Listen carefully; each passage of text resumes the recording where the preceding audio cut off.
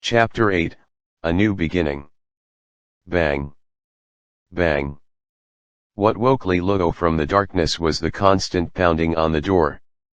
With great effort, his heavy eyelids slowly lifted, revealing the familiar decor of his room.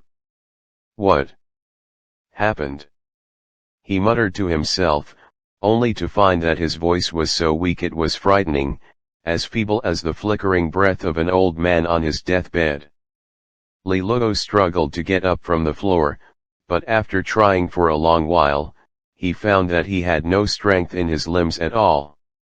In the end, he could only lie there for a long time, regaining some strength before he finally managed to stagger to his feet and then slump into the chair beside him. "Young master, are you all right?" At this moment, a woman's voice came from outside the room, sounding like Zhang Qingyi's assistant, Cai Wei. Li Luo coughed lightly and replied, "Overslept." "What's going on?" "Miss Jingyi asked me to inform you that the 9 pavilion masters of the Luo Lan house have all arrived. She asks that you prepare yourself." Cai Wei's mature, soft voice drifted in. "All right." Li Luo glanced outside through the crack in the window. It was already broad daylight, which meant he had been lying on the floor all night. Hearing his reply, Cai Wei, though puzzled by the weakness in his voice, still took her leave. Li Luo turned his gaze to the spot where the crystal ball had been placed the previous night, only to find, to his shock, that the black crystal ball had vanished, leaving behind only a pile of black ashes. Clearly, the self-destruction mechanism inside the crystal ball had been activated, erasing everything. Li Luo looked toward the mirror to the side, and when his own face was reflected back at him, his expression involuntarily changed. The biggest change was his hair. Once jet black, it had turned completely gray-white, a clear result of the massive loss of his essence blood. Li Luo stared blankly at the white-haired youth in the mirror, and after a long moment, he finally let out a breath. "I actually look even more handsome now." Finding a moment of humor amidst his hardship, Li Luo let out a bitter laugh. As expected, after fusing with the acquired resonance, most of the essence blood I've stored for 17 years was consumed. This excessive loss of essence blood left him feeling incredibly weak, to the point that even taking a few steps made him dizzy. Beyond that, he felt a strange emptiness within him, an emptiness that wasn't of the mind but rather the feeling of a shortened lifespan. Li Luo pressed his bloodless lips together.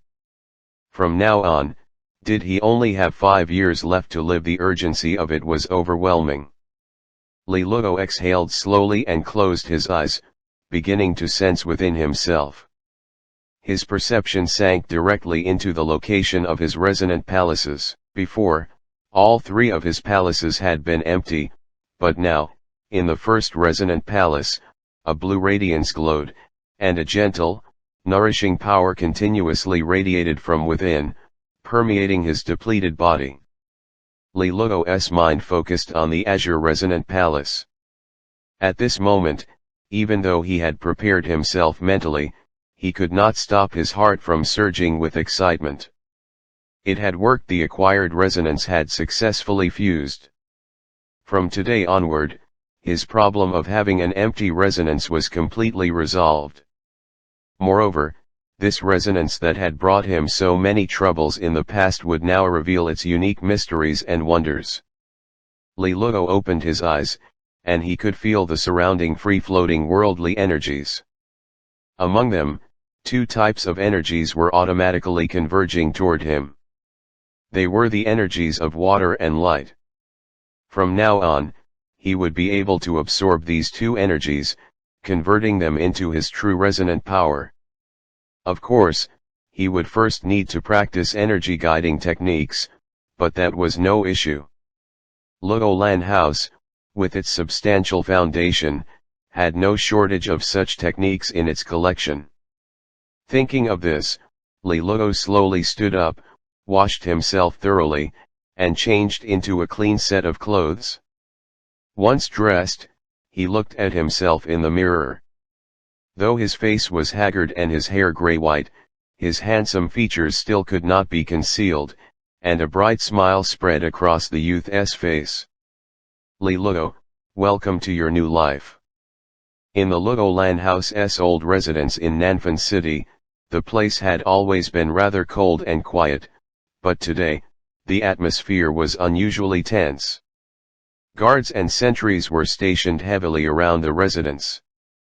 Inside the spacious main hall, the air was even more oppressive, making it hard to breathe. The wide hall had seats arranged on both sides, with 2 seats at the center. One was empty, while the other was occupied by Jiang Qingyi, whose calm demeanor carried a hint of coldness. Her golden eyes swept over the hall, occasionally pausing on the row to the left, where 4 figures sat, each exuding powerful energy fluctuations. Especially the young man seated at the forefront of the left side. He appeared to be around 27 or 28, not particularly striking in appearance, with slightly sunken eyes and narrow nostrils, a sword-shaped earring on his right earlobe glinting with cold light. A gentle smile was constantly on his face, making it easy for people to develop a favorable impression of him. However, Jiang Qingyi, who knew him well, understood that this man was no harmless figure. Since she had taken charge of Luo Lan House, he had caused her no end of trouble. This man was none other than Pei Hao, the registered disciple of Li Taixuan and Tan Talon, now a figure of power within Luo Lan House. Beneath him sat 3 other figures, pavilion masters he had managed to draw to his side. On the opposite side sat the other 6 pavilion masters of Luo Lan House, of whom 4 supported Jiang Qingyi, while 2 remained neutral, not siding with either faction. From this alone, it was clear how chaotic Luo Lan House had become. Without Li Taixuan and Tan Talon, the 2 pillars of support, the still shallow foundations of Luo Lan House were indeed in a precarious state. Silence filled the hall for a long time, broken only by the faint sounds of tea being sipped. Until, at a certain moment, Pei Hao on the left suddenly placed his teacup on the table with a crisp sound, immediately drawing everyone's attention. Pei Hao looked up, his gaze falling on Jiang Qingyi as he smiled. "Junior sister, everyone has been waiting here for quite a while. Why hasn't the young master come out yet?"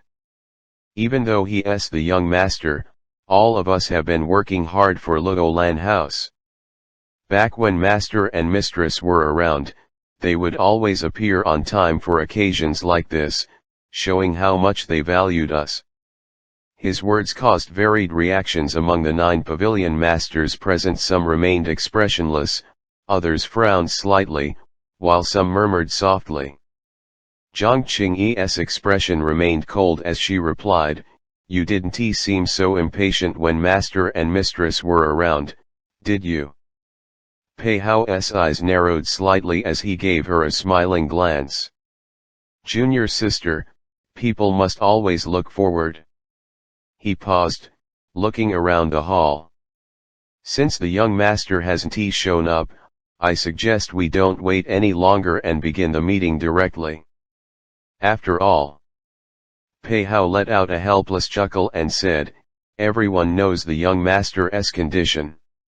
It might actually be better if he isn't here for today's discussions, so let us give him some peace." The others in the hall displayed various expressions, and for a moment, apart from Jiang Qingyi, no one spoke. "Since no one has any objections, let us begin." Pei Hao smiled as he waved his hand, about to proceed. Jiang Qingyi's expression turned cold, and just as she was about to speak, a laugh suddenly rang out from behind the bead curtain in the hall. "It's been a few years, senior brother Pei Hao, and you've truly grown much more assertive than before. If my parents knew how accomplished you've become, they would surely be pleased." As the laughter echoed, the bead curtain was lifted, and a tall, handsome youth with a smiling face walked out.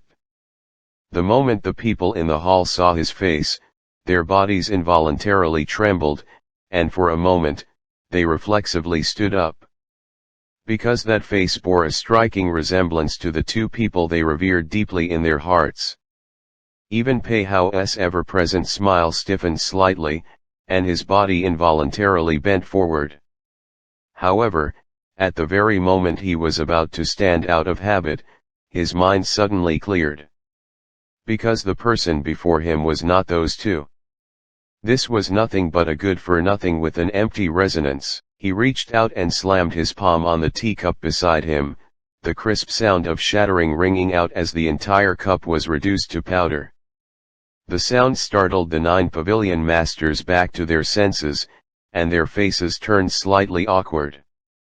The 3 pavilion masters sitting next to Pei Hao immediately sat back down.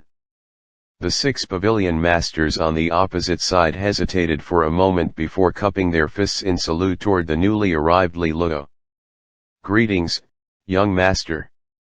As they took a closer look at Li Luo, they realized that although he did resemble Li Taixuan and Tan Talon, he lacked the awe-inspiring presence they had, appearing much more youthful and inexperienced. The sense of illusion they had felt earlier was nothing but a fleeting moment of confusion. What surprised them even more was Li Luo's gray-white hair. Even Zhang Qingyi's golden eyes paused on Li Luo's hair with a hint of surprise. This guy had been perfectly fine just yesterday.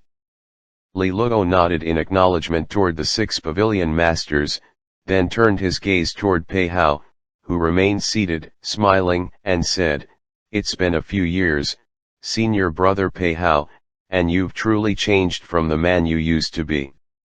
The 9 pavilion masters present exchanged glances, understanding the hidden meaning in Li Luo's words.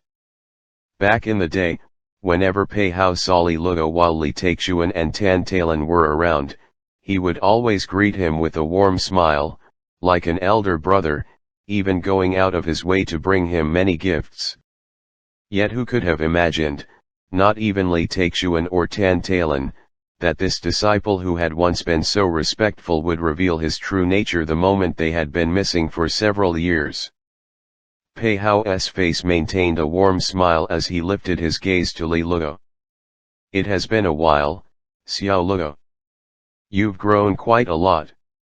Suddenly, his tone paused, his brows furrowing as he said with mock concern, "But why is your complexion so pale, and your hair turned white? You look as if you don't have many years left to live."